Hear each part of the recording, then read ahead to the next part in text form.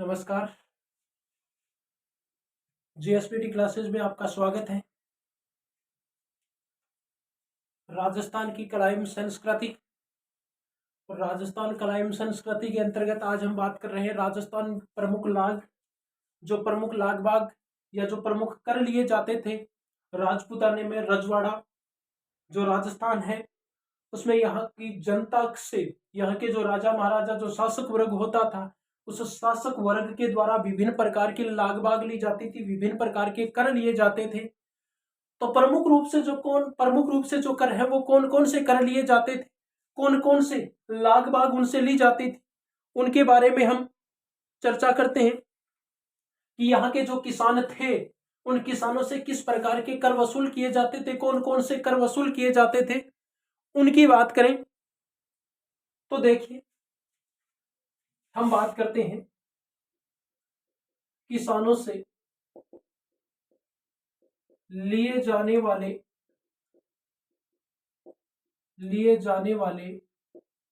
कर।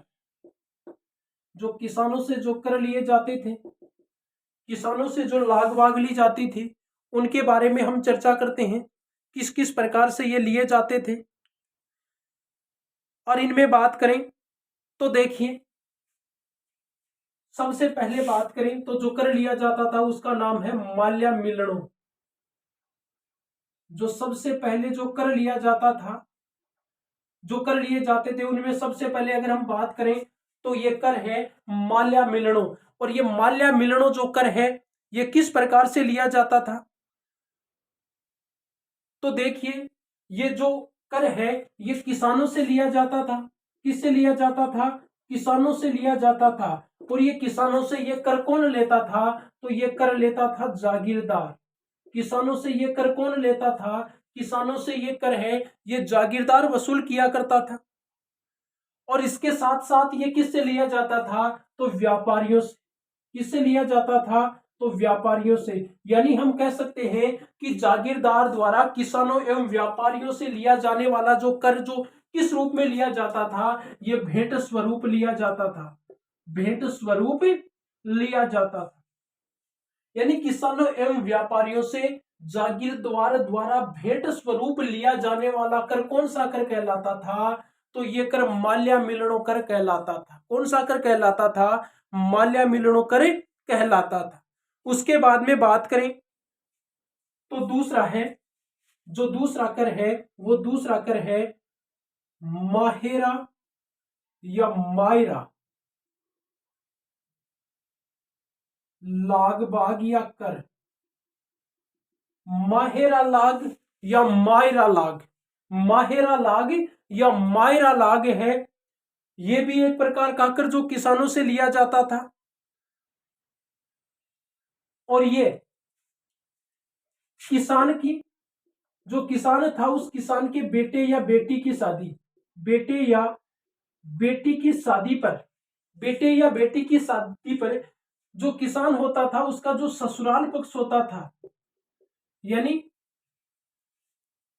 किसान का जो बेटा या बेटी होती थी उस बेटा या बेटी का जो ननिहाल या कह सकते हैं कि किसान का जो ससुराल पक्ष होता था, उस ससुराल पक्ष से ये क्या किया जाता था? ये कर लिया जाता था। ससुराल पक्ष से ये कर लिया जाता था। और ये कर कौन लेता था? तो ये कर जागीरदार लेता था। कौन लेता था? ये कर जागीरदार लेता था। और जो जागीरदार है वो देखिए उनसे, जागीरदार उनसे जो कर लेता था वो रुपयों में लेता था। किस में लेता था? रुपयों में। ये रुपयों में ये कर लिया जाता था। माहेरा या मायरा लाग है वो किसान के बेटे या बेटी की शादी पर किसान के ससुराल पक्ष है उनकी तरफ से या उनसे लेता था। जागीरदार रुपयों के रूप में ये कर लेता था, जो किस नाम से जाना जाता था? माहेरा लाग के नाम से जाना जाता। उसके बाद में देखिए आगे बात करें तो एक जो कर है वो है राली लाग।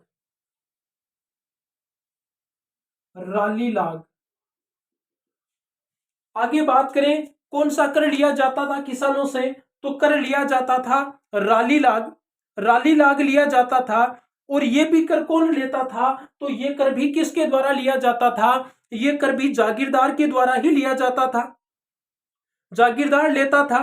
और जागीरदार है वो क्या करते थे? जागीरदार है वो प्रतिवर्ष, प्रत्येक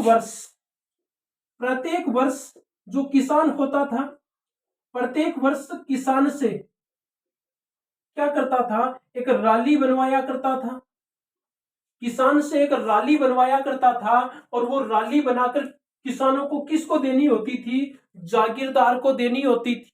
वो राली किसान जागीरदार को देता था।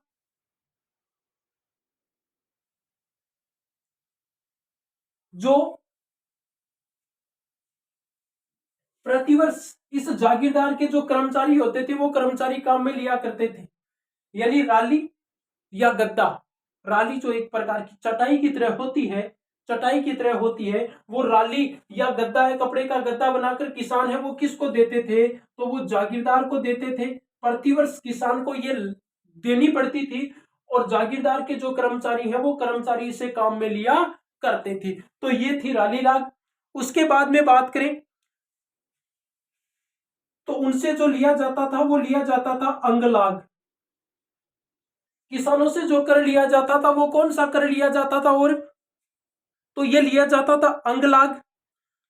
और ये अंगलाग जो कर है ये परिवार के प्रत्येक सदस्य से लिया जाता था। ये परिवार के प्रत्येक सदस्य से लिया जाता था। किस सदस्य से लिया जाता था? जो 5 वर्ष से अधिक आयु का होता था। यानी परिवार के प्रत्येक सदस्य का ये अंगलाग लगता था। वो सदस्य जिसकी आयु 5 वर्ष से अधिक हो चुकी है उससे लिया जाता था और प्रतिवर्ष लिया जाता था। ये कर है ये प्रतिवर्ष लिया जाता था और प्रति व्यक्ति कितना? 1 रुपया। 1 रुपया प्रति व्यक्ति ये कर लिया जाता था। 1 रुपया प्रति व्यक्ति ये कर लिया जाता था परिवार के प्रत्येक सदस्य का। वो सदस्य जो 5 वर्ष की अवस्था है वो पूर्ण कर चुका है उससे ये कर लिया जाता था। आगे देखिए,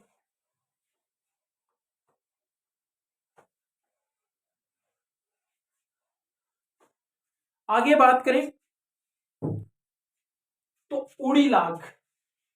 किसानों से जो कर लिया जाता था वो है उड़ी लाग या उड़ी कर। उड़ी लाग या उड़ी कर किसानों से लिया जाता था और ये जो कर लिया जाता था ये कर है ये भी जो जागीरदार हैं वो जागीरदार ही लेते थे।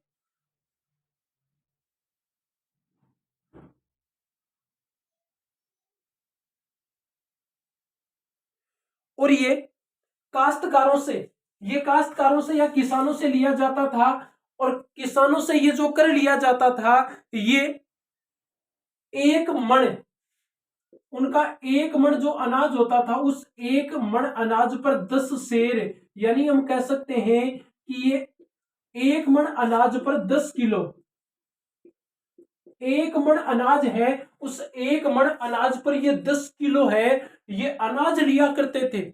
10 किलो अनाज लिया करते थे, 10 किलो अनाज लिया करते थे। और ये किस रूप में लेते थे? ये यानी जब खेती की जाती थी किसान के द्वारा जो खेती की जाती थी ना, और खेती के लिए प्रयुक्त जो बीज होता था वो बीज जब ये लेते थे तो उस बीज के बदले में ये कर लिया जाता था। किसानों से बीज के बदले में कर लिया जाता था। वो बीज जो किसान खेती करते समय अपने खेतों में बोते थे और ये 1 मण अनाज पर कितना लिया जाता था? 10 सेर, 10 किलो अनाज है वो लिया जाता था, जो किस नाम से जाना जाता है? उड़ी लाग के नाम से जाना जाता है। आगे है कबूतर लाग।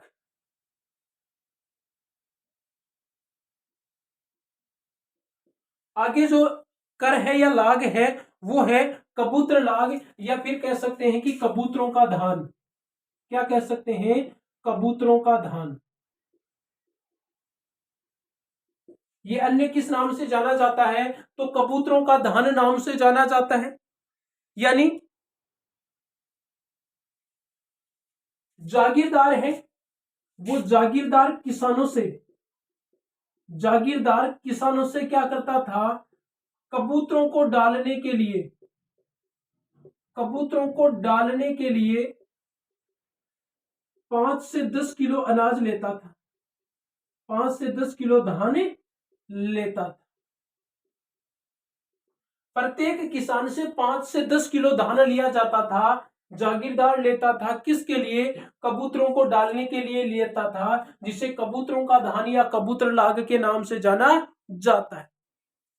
उसके बाद में है कुंवर जी का घोड़ा लाग। कुंवर जी का घोड़ा लाग, ये जो कर है, ये कर कुंवर जी का घोड़ा लाग जो कर है, ये जो कुंवर होता था या जो राजकुमार होता था, वो राजकुमार जब बड़ा हो जाता था, बड़ा होता और बड़ा होकर वह क्या सीखता, सवारी करना सीखता। सवारी करना सीखता यानी कुंवर है वो जब बड़ा होता और बड़ा होकर घोड़े पर सवारी करना सीखता था, घोड़े पर सवारी करना सीखता था, तो उसके बदले में ये कर लिया जाता था। कुंवर जी है उसको घोड़े की सवारी सिखाई जाती थी, कुंवर को घोड़े की सवारी सिखाई जाती थी। और घोड़े की सवारी सिखाने के लिए क्या किया जाता था, घोड़ा खरीदा जाता था, घोड़ा खरीदा जाता था। और वो घोड़ा खरीदने के लिए जो रुपए लगते थे, वो रुपए किन से वसूल किए जाते थे, तो वो किसानों से वसूल किए जाते थे। और इसके रूप में प्रत्येक घर से 1 रुपया ये कर लिया जाता, प्रत्येक घर से 1 रुपया ये कर लिया जाता था, जो किस नाम से जानी जाती है, कुंवर जी का घोड़ा लाग के नाम से जानी जाती है। कुंवर जी का घोड़ा लाग के नाम से ये जानी जाती है। उसके बाद में देखिए अगला जो कर है वो है कुम्हार लाग। कुम्हार लाग, कुम्हार लाग ये भी किसानों से वसूल किया जाता था। और ये कुम्हार लाग है, ये किस प्रकार से लिया जाता था, तो देखिए जो कुम्हार है, ये जो कुम्हार होता है, ये कुम्हार बेगार में, ये कुम्हार क्या करता था, ये कुम्हार है, ये बेगार में ही, ये बेगार में ठिकाने का पानी भरता था। बेगार में क्या करता था, तो बेगार में ठिकाने का पानी भरता था। जो ठिकाना होता था उस ठिकाने में जागीरदार जो होते थे, उनके यहाँ पानी भरने का काम किसको करना पड़ता था, कुम्हार को करना पड़ता था। और बेगार में उसको मजदूरी नहीं दी जाती थी, बिना मजदूरी दिए हुए उसे क्या करवाया जाता था, ये कार्य करवाया जाता था। अब देखिए जब यहाँ पर ठिकाने से उनको कुछ नहीं दिया जाता था, तो इसके बदले में क्या किया जाता था, किसानों से ये लाग ली जाती थी। यानी किसानों को क्या करना पड़ता था, किसानों को ये जो कुम्हार होता था, इसको 5 से 10 किलो अनाज, 5 से 10 किलो धान देना पड़ता था। 5 से 10 किलो धान है वो किसको देना पड़ता था, किसान है ये इस कुम्हार को देते थे।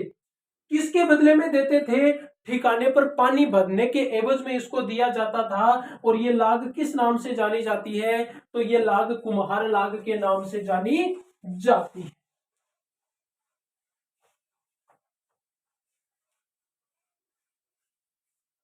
उसके बाद में देखिए, उसके बाद में है कोटड़ी खर्च लाग।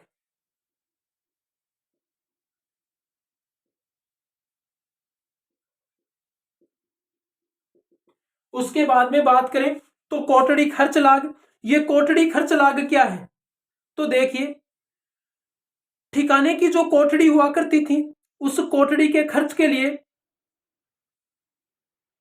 प्रतिवर्ष प्रत्येक घर से 1 से लेकर 6 रुपए तक, यानी ठिकाने की जो कोठड़ी होती थी, ठिकाने की जो कोठड़ी होती थी, उस कोठड़ी के खर्च के लिए कोटड़ी के खर्च के लिए प्रत्येक जो घर होता था उस प्रत्येक घर से प्रतिवर्ष 1 रुपए से लेकर 6 रुपए तक क्या की जाती थी, लाग ली जाती थी। प्रत्येक घर से 1 रुपए से लेकर 6 रुपए तक का जो टैक्स है, कर है, वो वसूला जाता था और ये कोटड़ी के खर्च के लिए होता था। इसलिए इसको क्या नाम दिया जाता है, कोटड़ी खर्च लाग के नाम से ये जानी जाती है। किस नाम से जानी जाती है, कोटड़ी खर्च के नाम से ये जानी जाती है। उसके बाद में देखिए आगे बात करते हैं खरगडी, खरगडी लाग। ये जो खरगडी लाग है या खरगडी कर है, ये क्या है, तो देखिए सार्वजनिक निर्माण, कोई सार्वजनिक निर्माण होता था या फिर दुर्ग के भीतर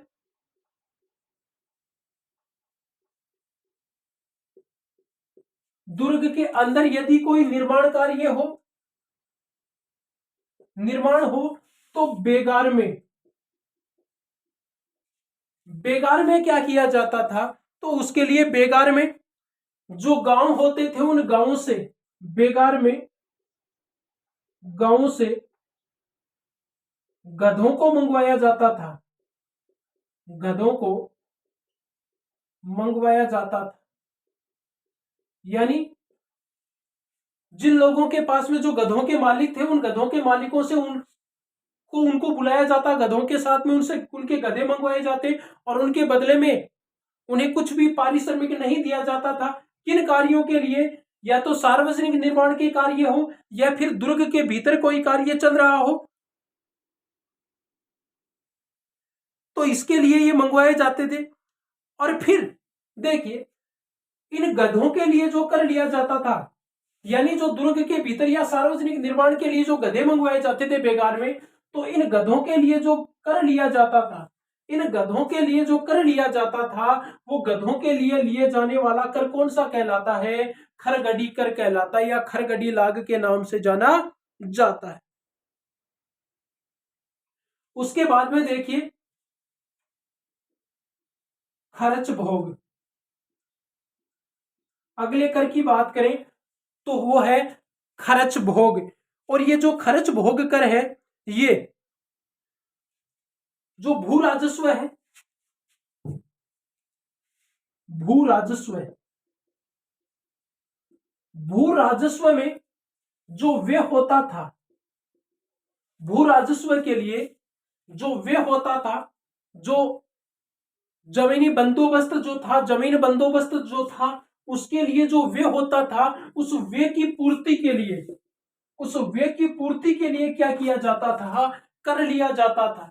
उस व्यय की पूर्ति के लिए कर लिया जाता था और वो व्यय की पूर्ति के लिए लिया जाने वाला कर, भू राजस्व की व्यय की पूर्ति के लिए लिया जाने वाला कर, कर है, वो कौन सा कर कहलाता है, तो ये खर्च भोग के नाम से जाना जाता है।